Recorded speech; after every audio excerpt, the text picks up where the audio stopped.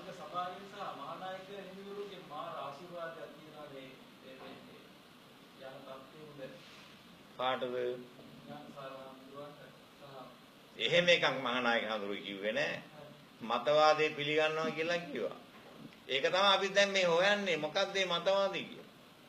හොරකම් කරන්න දෙනවා, හොරකම් කරනවට, මංකොල්ල කරනවට, අනිත් පුජ්‍යලයන්ට නිගරු කරලා කතා කරනවට, ඒවට සාමාන්‍යයෙන් අපි කියනවා කෙනෙකුට කතා කරනකොට ආදරෙන් කරුණාවෙන් කතා කරුන් තමයි මේ මිනිස්සු අපට ආදරෙන් කරුණාවෙන් කතා කරන්නේ.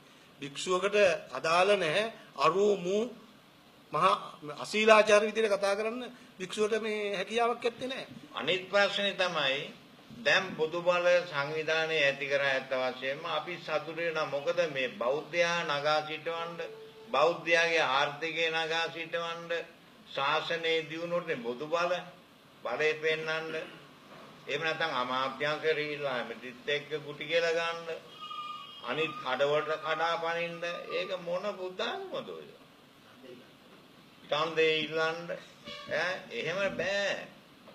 එහෙම බෑ. අපි කාලයක් බැලුවා මේ බොදු බලයේ බෞද්ධයට මොනවද කරපුදි?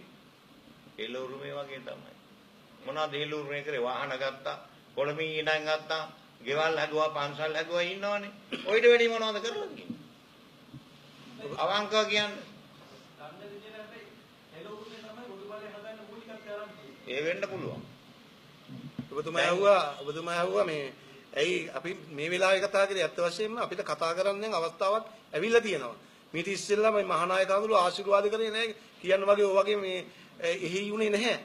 ඒ වෙලාවේ එහි වුණා නම් අපටත් තිබුණා ඒ වෙලාවෙත් මෙන්න මේ වෙලාවේ එහි වෙලා තියෙනවා. එහි වෙච්ච නිසා තමයි අපි යන්නේ. ඇයි මේ හොරේකට තක්කඩියෙකුට මේ පරාජිකා වෙච්ච කෙනෙකුට මේ කාන්තාව තුන් හතනේ කසාද බැඳපු කෙනෙකුට මේ වගේ මතවාදය පිළිගන්නවා කියලා කියන්න පුළුවන්ද? දැන් භික්ෂුවකට තියෙන යම් රාමුවක් ඒ රාමුව ඇතුලේ ඉන්නවනම් තමයි භික්ෂුවල මහා සංඝයා වහන්සේ වශයෙන් මහානායක හඳුරු වශයෙන් ආශිර්වාද කරන්න ඕනේ. දැන් මේ වගේ කිරාන් ගියොත් එහෙම මේ භික්ෂු සමාජ ඉදිරියේ අපේ භික්ෂු සමාජය හදන්න බැරි වෙලා යනවා. ඇත්ත වශයෙන්ම ඒ අයගේ එකට එකතු වෙලා ඉන්න ඒක භික්ෂුවක්වත් අපේ භික්ෂුවක් කියලා පිළිගන්න මට්ටමකට හැකියාවක් ඇත්තේ නැහැ. පුදුම මල් බඹරු වගේ තමයි හැසිරෙන්නේ. මම එදා දැක්ක මට වෙච්ච සිද්ධිය වෙලාවේ අවුරුදු 10 12 මේ පිරුවන් වලින් අරගෙන ඇවිල්ලා වාහන 7-8කින් සෙනග ගෙනල්ලා. මොකද මිනිස්සු එකතු වෙන්නේ බොරු වලට. ගෙනල්ලා මිනිස්සු පෙන්නලා ඉවරලා බෝඩ් ගහලා ඉවරලා ඊට පස්සේ කොලයක් පිටිපස්සෙන් අල්ලනවා මාධ්‍ය කැමරාවෙන් පිටිපස්සේ මේ කොලේ බලාගෙන කියන්න කියලා. ඉතින් අර ඕන කෙනෙක් මාළට හොඳට මතකයි ජනතා විමුක්ති පෙරමුණේ කැරලි කාලේ උසවන දුන්නේ අඩිය මේ ධනියෙන් උඩට මලමිනියවත්. ඉතින් ඒ වෙලාවේ කොල කෑල්ලට කඩසාපු ආපු රට ගිනි තියපු යුගයක් තිබුණා. ඒ වෙලාවේ ඕන කෙනෙක් බය වුණා. ඒ වෙලාවේ මගේ ගාවිට ළමයි දෙන්නත් ඇත්ත වශයෙන්ම මරණවයි කියලා පිස්තෝලයක් අර පැත්තෙන් කනගාවට අල්ලගෙන ඉන්නකොට බය වෙන ප්‍රකාශයක් කරන්න බැරි නෑ. ඉතින් ඒ වගේ වටපිටාවකදී මහානායක හාමුදුරුවෝ ඔය සංඝ සභාවල් එකක්වත් කිව්වේ නෑ මේ කරන පාප කර්ම වැඩ නවත්තන්න. මේවා මහා අදුරුදර්ශී වැඩ, මේවා නරක වැඩ. භික්ෂු සමාජය මේවා දෙන්න එපා, මේ ගිහි සමාජයෙන් මේ දේවල් කියලා කවුරුත් කිව්වේ නෑ. දැන් කතිකාවතක් ඇවිල්ලා තියෙනවා. මොකද ඥානසාරගේ ප්‍රකාශය ඒගොල්ලෝ පිළිගන්නවා.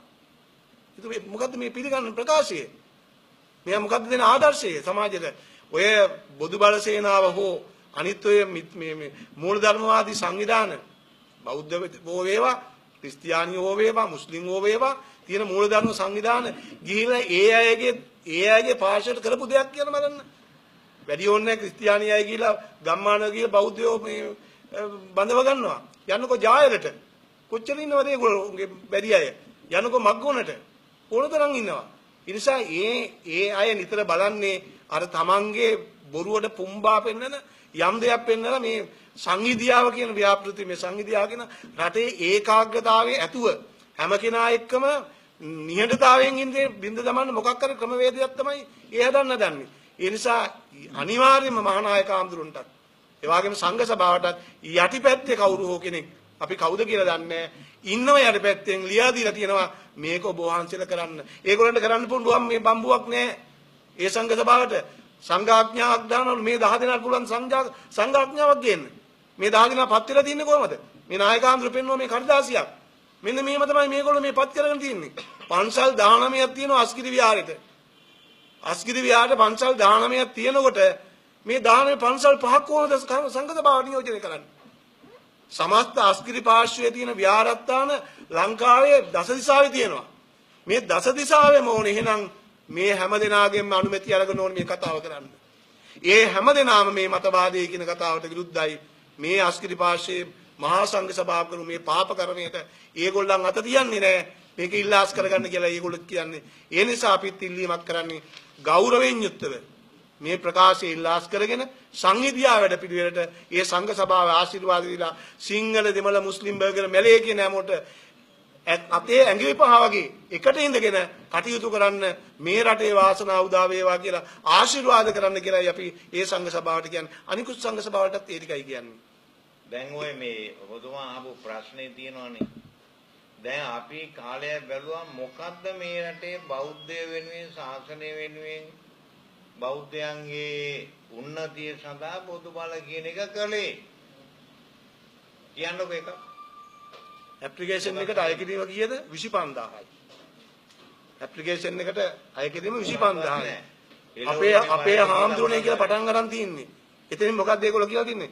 ගහපල්ලා, මරපල්ලා, කපපල්ලා, කොටපල්ලා. මේක ඇප්ලිකේෂන් එකේ තියෙන්නේ. අරගෙන බලන්න ඇප්ලිකේෂන් එක. 25000ක් දෙන්නේ මොකටද? අන් මිනිස්සු කපන්න, කොටන්න, මරන්න බුදුහාමුදුර මේකට කිව්වේ. බුදුහාමුදුර දමදින ලංකාවට වැඩම කරේ අවස්ථා කීපයක මේකට නැහැ. මේවා සංහිඳියාව ඇති කරන්න. ඒ හින්දා මේ බුදුමගට අනිත් අයත් එන්න කියලා ආරාධනා කරමින් ඒ සංඝ සභාව විසින් නිකුත් කරපු ඒ කොළ නිවේදනය, රතු නිවේදනයක් ඉන්න ඉස්සෙල්ලා ඉවත් කරගන්න කියන එකයි අපිට කියන්න තියෙන්නේ.